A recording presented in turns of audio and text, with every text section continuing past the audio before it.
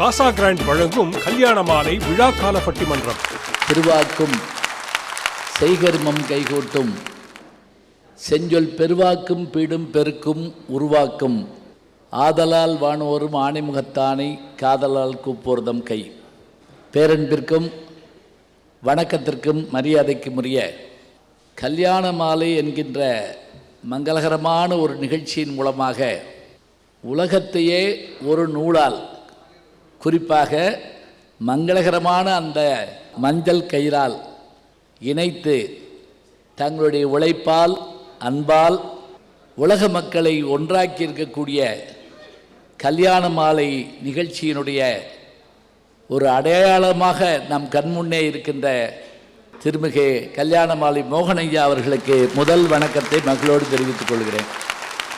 அதேபோல கல்யாண மாலையை இவ்வளவு சிறப்பாக நடத்த எல்லா வகையிலும் எனக்கு தெரிந்து எங்களோடு போட்டி போடுகின்ற ஒரு பேச்சாளராக, எழுத்தாளராக, அதே போல இந்த நிகழ்ச்சி மிகச் சிறப்பாக வெற்றி அடைகிறது என்று சொன்னால் அதற்கு காரணம் அவர்கள் திரைத்துறையில் ஒரு எடிட்டர் எப்படி இருந்து அதை எடிட் செய்து தருவார்களோ அதுபோல இதை பார்த்து கொண்டிருக்கிற போதே இதை போடலாம் இதை போட வேண்டாம் என்று அவர்கள் முடிவு செய்து எடிட்டர் ஆனந்த் அவர்கள், கேமராமேன் மற்றவர்களிடம் சொல்லக்கூடிய ஆற்றல் படைத்த சமீபத்திலே டெல்லி தமிழ் சங்கம் கூப்பிட்டு சகலகலாவல்லி என்ற ஒரு பட்டத்தை பெற்றிருக்கக்கூடிய நம்முடைய கல்யாண மாலை மீரா நாகராஜன்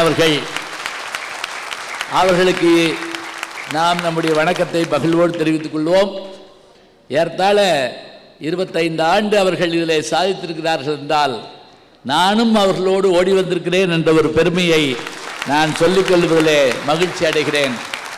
உலகமெல்லாம் அவர்கள் பட்டிமன்றம் நடத்தியிருந்தாலும் நம்முடைய மண்ணிலே நடத்துகின்ற இந்த நிகழ்வுக்குத்தான் நாம் ஒரு பெரிய பெருமையை தர வேண்டும். ஏனென்றால் இங்கு புற்று மண்ணுக்கு இருக்கிற பெருமை, மண்ணும் மணக்கும் ஊர் எது என்று கேட்டால் அது சங்கரன் கோயில்தான். சங்கர நாராயணராக, கௌனையன் அம்மனாக இங்கே நமக்கு அருள்பாய்த்து கொண்டிருக்கின்ற, ஏன் இன்னும் சொல்வதாக இருந்தால் பூலித்தேவர் நிறைவாக வந்து வணங்கியது இந்த எம்பெருமானையும் எம்பெருமாட்டியும் தான். அவர் சென்ற அந்த பாதை இன்றைக்கும் இருக்கிறது என்பது நீங்கள் கோவிலுக்கு போனால் தான் தெரியும். அத்தகைய பெருமை மிகுந்த இந்த ஊரில் இந்த ஊரினுடைய பெருமையை உலகறிய செய்தவர்கள் என்ற ஒரு பட்டியல் போடுவோமே ஆனால் அதிலே முதல் இடத்தை பெறுபவர் தான் நம்முடைய வணக்கத்திற்குரிய ஐயாத்துரை பாண்டியன் அவர்கள். நான் அவர் பிறந்த ஊர் எதிர்கோட்டைக்கு போய் பேசியிருக்கிறேன். அந்த எதிர்கோட்டையில் பஸ்ஸு அந்த காலத்தில் நான் சொல்கிறது ஒரு 30 ஆண்டு காலத்துக்கு முன்னாடிலாம் பஸ்ஸு கிடைக்காது, பெரும்பாலும் நடந்து வரணும். அப்புறம் எப்படியோ பஸ் வந்து போய் அப்படின்னு வந்துட்டு இருந்தோம். அவருடைய பிறந்த நாளைக்கு நான் போயிருக்கேன் அவங்க வீட்டுக்கு. இன்றைக்கு இந்த நகரத்தை முதல் நகரமாக மாற்றி காட்டுவேன் என்று சொன்னால் மாற்ற முடியுங்க அவரால். எப்படி மாற்ற முடியும்? அவரை பற்றி தெரிந்தவர்களை பற்றி ஒன்றும் இல்லை, தெரியாதவர்களுக்கு சொல்கிறேன். இப்போ இன்னைக்கு இந்த கல்யாண மாலை மூலமாக உலகம் முழுவதும் போகுதுன்னு சொன்னால் இந்தியா முழுவதும் ஓடுகின்ற அந்த மின்சார டிரான்ஸ்ஃபார்மர்களுடைய இணைப்பு இருக்கு இல்லையா, அது இந்தியாவுக்கு ரத்த நாளம் என்றால் அந்த ரத்த நாளத்தினுடைய மூலம் ஐயாத்துரை பாண்டியன் அவர்கள் தான். ஞாபகம் வச்சுக்கங்க. ஒரு காலத்தில் காஷ்மீரில் இருக்கக்கூடிய கரண்ட்டு அங்கே இருக்கும், இங்கே மின்வெட்டு இருக்கும். ஆனால் இன்றைக்கு இவரை போன்றவர்களுடைய உழைப்பின் காரணமாக லட்சக்கணக்கான பேருடைய வீட்டிலே விளக்கரிய காரணமாக இருக்கின்ற ஐயாத்துரை பாண்டியன் அவர்கள் அந்த மின்சாரத்தை பகிர்ந்தளித்து, என்ன அவரே சொன்னார் இப்போ ஒரு வார்த்தை, மின்சாரத்தை பகிர்ந்து அனுபவிக்க முடியுமே தவிர சேமித்து வைக்க முடியாது. அதை நம்ம போய் பேங்கில் போட முடியாது, வட்டிக்கு விட முடியாது. ஞாபகம் வச்சுக்கோங்க. அதனால் அப்படிப்பட்ட ஒரு பெருமையுடைய ஐயா அவர்களுக்கும் அவருடைய துணைவியார் அம்மா அவர்களுக்கும் என்னுடைய அன்பு பாராட்டை சொல்லி இந்த அருமையான கல்யாண மாலை நிகழ்ச்சி இது சாதித்து காட்டுகின்ற இந்த மண்டபத்தை சார்ந்த பெருமக்கள் அவர்களுக்கு எங்களுடைய அன்பு பாராட்டை மகளோடு தெரிவித்துக் கொள்கிறோம். அத்தனை பேரையும் வாழ்த்தி வணங்கி நீங்கள் எல்லாரும் மகிழ்ச்சியாக இருந்து கேட்கணும். இன்னும் சொல்கிறதா இருந்தால் நம்முடைய கல்யாண மாலையில் பேசாத நடிகர்களோ நடிகைகளோ இயக்குநர்களோ இல்லைங்க. அப்படியான ஒரு பெரிய சிறப்பு என்ன, அவங்கள எல்லாத்தையும் கொண்டு வந்து பேச வச்சாங்க. இயக்குனர் நடிகர் பாக்யராஜ் அவர்களா, என் நண்பர் பாண்டியராஜன் அவர்களா, அதே போல திரையை சேர்ந்த அத்தனை பெருமக்கள் எல்லாரும் இப்போ பார்த்தீங்கன்னா பட்டிமன்றத்தில் போட்டுக்கிட்டு இருக்காங்க. இப்போ அவங்கெல்லாம் பேச வந்துட்டாங்க, நான் நடிக்க போயிட்டேன். ஏதாவது ஒன்று செய்யணும்ல. கல்யாண மாலை 25 ஆண்டுகள் ஞாபகம். உலகம் 200 வருஷத்தினுடைய வேகத்தை இந்த 25 வருஷத்தில் அடைஞ்சிருச்சு. நினைச்சு பாருங்க. போனை தூக்கிட்டு அலைவோம்னு போன தலைமுறையில் நினைச்சு பார்த்துருப்போமா? ஆனால் கல்யாண மாலை அத்தனைக்கும் ஈடு கொடுத்து நிற்கிறது என்று சொன்னால் அதுதான் அவர்களுடைய பெரிய சிறப்பு. அவர்களை பாராட்டி இன்னைக்கு பட்டிமன்றத்தினுடைய தலைப்பு என்ன அப்படின்னா, இன்றைய பக்தியினுடைய நோக்கம் என்ன? ஒரு கேள்வி கேட்கிறாங்க. அருளுக்காகவா பொருளுக்காகவா? பொருள்தான் என்று பேசுவதற்காக திருச்சி தேசிய கல்லூரியினுடைய தமிழ்துறை பேராசிரியர் MA, MPhil, PhD பட்டங்களை பெற்றவர்.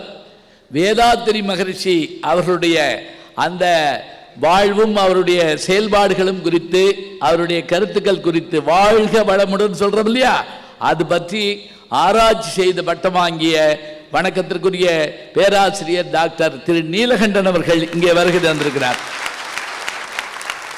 அவரோடு சேர்ந்து திருச்செந்தூரில் இருக்கக்கூடிய ஆதித்தனார் கல்லூரியுடைய தமிழ்துறை பேராசிரியை நம்முடைய திருவனந்தபுரத்தில் அங்கே இருக்கக்கூடிய கல்லூரியில் பயில்கிற போது முதுகலை பட்டத்தில் தங்கப்பதக்கம் பெற்ற பெருமையுடையவர்கள், அருமையாக பாடக்கூடியவர், இத்தனை பெருமைகளை கொண்ட ஸ்ரீமதி அவர்கள் இங்கே வருகை தந்திருக்கிறார். MA, MPhil, PhD. அடுத்ததாக அமர்ந்திருப்பவர்கள் திருச்சி உருமுதல் லட்சுமி கல்லூரியினுடைய தமிழ்துறை பேராசிரியை, MA, MPhil, PhD பட்டங்களை பெற்றவர். மிக அருமையாக பாடவும் பேசவுமாக, மிக தரமாக பாடவும் பேசவுமாக பேச்சுலகில் உலா வந்து கொண்டிருக்கும் பேராசிரியர் டாக்டர் விஜயசுந்தரி அவர்கள் இங்கே வருகிறார்கள். இந்த 3 பேரும் பொருளுக்காகத்தான் நாம் இறைவனை வேண்டுகிறோம்.